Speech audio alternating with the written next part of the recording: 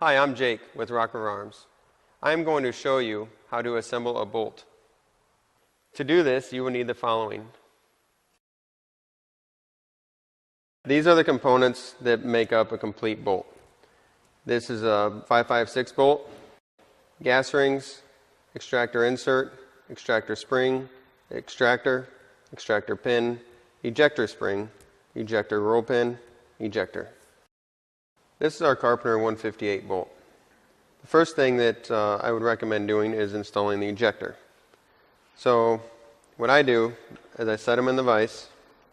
You don't have to clamp really hard, just enough to hold it. Grab your ejector spring. There's two holes. One is the firing pin hole and the other one is your ejector hole. Go ahead and slide it down, make sure it's free of debris. Your roll pin, we use a set punch holder. It's a 16th inch set punch holder. Go ahead and insert your pin. I start it in the hole here for the ejector. Just pre-start it. Grab your ejector. The ejector has a notch cut out of it. That's where your roll pin will go to guide it in place. And where the notch is, I'll kind of angle it toward the pin just a little bit, so when I go to insert the pin, it falls right into place. So now, push down on the ejector using a punch. Use a nylon tip hammer.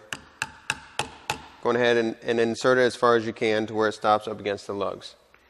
Now you can use a 16th inch punch to finish setting it all the way.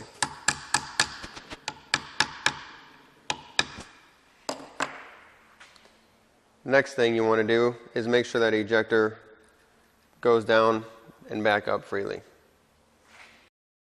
A troubleshooting note is to be sure that the ejector is slightly recessed from the top of the bolt.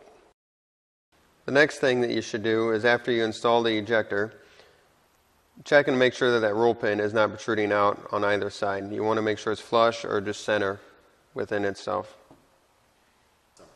Next, we're going to install the extractor spring and buffer into the extractor. You want to take a look at your extractor spring. There's a big side and a small side. The big side being your locking side, and your insert has a little flange at the bottom.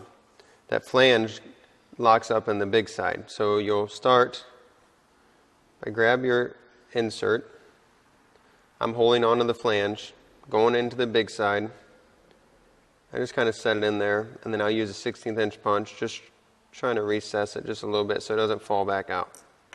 The next thing you want to do is grab your extractor with the big side of the extractor spring going into the extractor, and you'll hear it click. Sometimes you can get it with your fingers, otherwise you can use a pair of needle nose. Using the needle nose pliers, when you slightly put pressure onto the spring, you'll feel it snap into place. Be careful not to damage the spring. If you're not centered, you could weaken the spring and slide it off to one side. The next thing you want to do is, using soft vise jaws, carefully set your extractor in. The spring goes toward the cam slot area. Use the corner of the vise jaw to slightly hold that into place while you can insert your pin.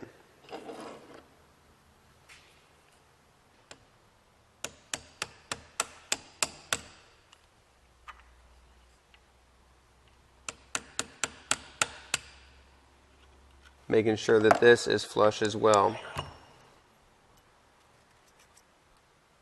Good. The next thing you want to do is grab your 16th inch punch, slightly push out on that extractor. Be careful not to slip off, and just make sure that it can move freely.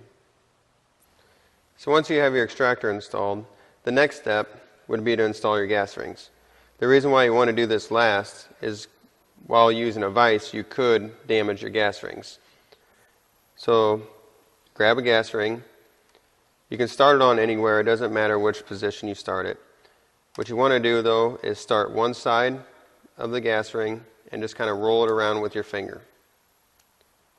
Then your next one, you want to offset them so you don't leak gas pressure. I go with the 3-6-9 rule, 3 o'clock, 6 o'clock, and 9 o'clock. So go on ahead and just insert all three and make sure they're gapped evenly.